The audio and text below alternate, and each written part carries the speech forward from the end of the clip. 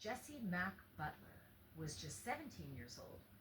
He was charged as an adult with a string of sadistic sex crimes against two girls, fellow students at Stillwater High School.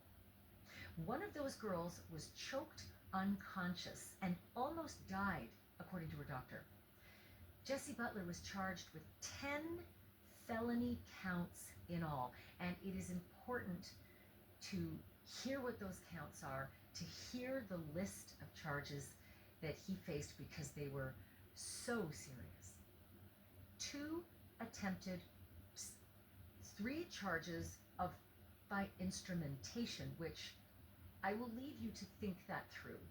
There's an instrument, that's the charge. 1 count of sexual battery, 1 count of forcible oral. That's a tough one because most people think of that as something from behind. You can think through that charge as something that happened with the mouth. 2 counts of domestic assault and battery by strangulation, and 1 count of domestic assault and battery. And let me be real clear, there were bigger, more widespread charges that the state could have thrown at this person, like attempted murder. Victims and their families had every reason to believe that the wheels of justice were hard at work for them, right? For them, but also for Jesse Mack Butler. He deserved justice. Everybody does in this country. Mack Butler pleaded not guilty to everything that he was charged with, and that is his right. But in the coming months, for reasons that I will not pretend to understand, the DA's office struck a deal with Jesse Butler's lawyers to change his status from adult offender to youthful offender. You know where I'm going, right? Needless to say, the families of these 2 girls, these victims, begged the district attorney not to do that. Begged him, please, do not downgrade the charges against this guy. In July, a judge signed off. Judge Susan Worthington. Judge Susan Worthington. Remember that name too. She decided, all good, I'll sign off on this. And in August, Jesse Mack Butler changed his plea from not guilty to no contest. And if you watch my podcasts regularly, you know how I feel about the no contest plea, right? It's basically just saying, okay, you got me. Is that this violation should have been such a motherfucking red flag for somebody, but it wasn't. Because guess what? The very same day that he violated that protective order, he was actually being sentenced to 78 years in prison. Same day. 78 years. Which, you know, sounds like a fitting punishment for someone who nearly kills 2 different girls and them both repeatedly, right? And cops to it all. But as a youthful offender, which was his new status, Jesse Mack Butler was entitled to special treatment. And just you wait until you hear how special that treatment was. And I'm going to just advise you right now, pour yourself a big, stiff drink.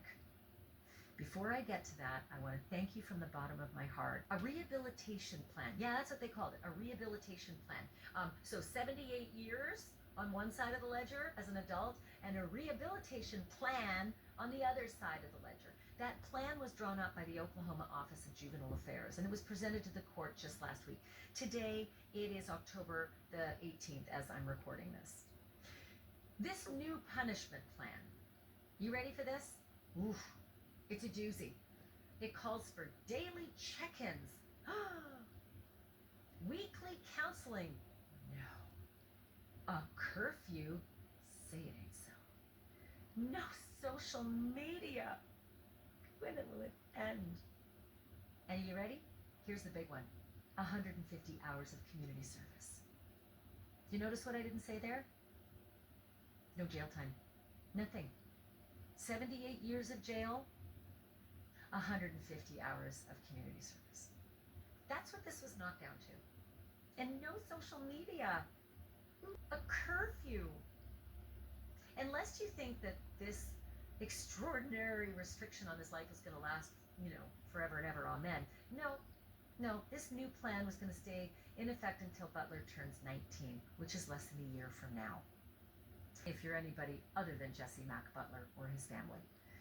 If he complies with this court-ordered rehab for a year and doesn't break any more laws, his record is going to be wiped clean. Squeaky clean. Jesse Mack Butler will not spend a day in prison. His name will not appear on any sex offender registry.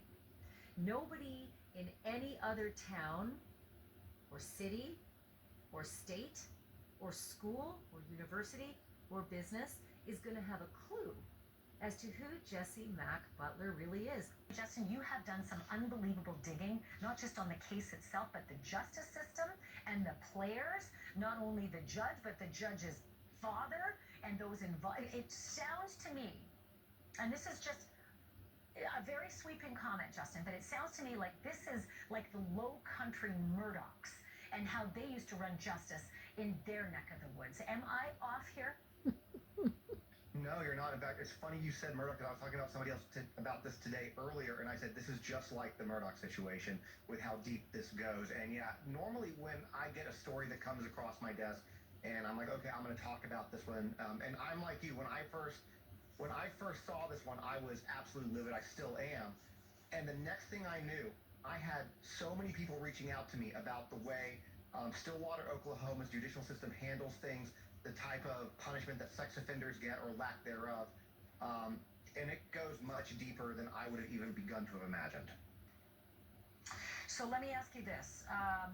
Why no attempted murder charge? The doctor who treated the first victim who has the surgery scar from the welt and the intense swelling that continued after the strangulation, he said that if she was strangled 30 more seconds, she was going to die. Why was there not an attempted murder charge in this case?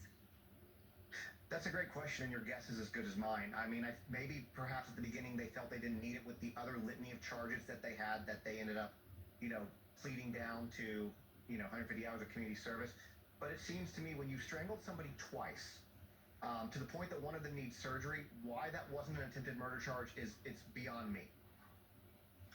Is this kid in school with these girls? Because during all of this adjudication, during the fact that he was facing 78 years in prison, he still decides to violate a restraining order? Mm-hmm. Yeah, I think we would be remiss if we didn't talk about a big elephant in the room here, which is who Jesse Mack Butler really is. So his father is a man by the name of Mack Butler, and if you Google him, he will show up as a former athletic director or director of football for Oklahoma State University, for OSU, which is a pretty big job. He worked at one point for LSU. He's been with several universities throughout bowl games, and then he was hired on at Stillwater High School as an athletic director. And if you look at the news article from when he was hired, the whole town knows who this guy is. Like, a name that you know well around town is now coming to Stillwater High School. So this is a family that is very well connected to the Stillwater area for a college town, a football town. You can't get much higher than somebody who is involved in the athletics, which his father is. Let me ask you this.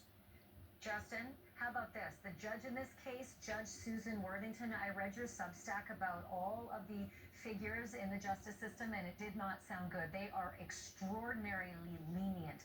Their track record looks as though it's like sexual deviance. Oh, wow, whatever. A lot of the sentences, a lot of the bail has let sexual offenders run rampant in this community. First, I think this judge, second, her father, ahead of her, tell me if I've got that wrong. But did Judge Susan Worthington here on your screen, was she also connected to the offender's dad at OSU or through any of the athletics programs?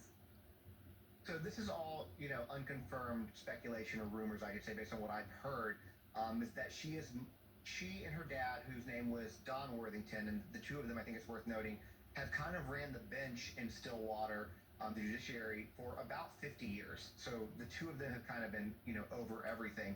And it's my understanding that both of them, the father and now the daughter, Judge Susan Worthington, are very much involved with OSU athletics, whether it's as donors, whether it's as supporters.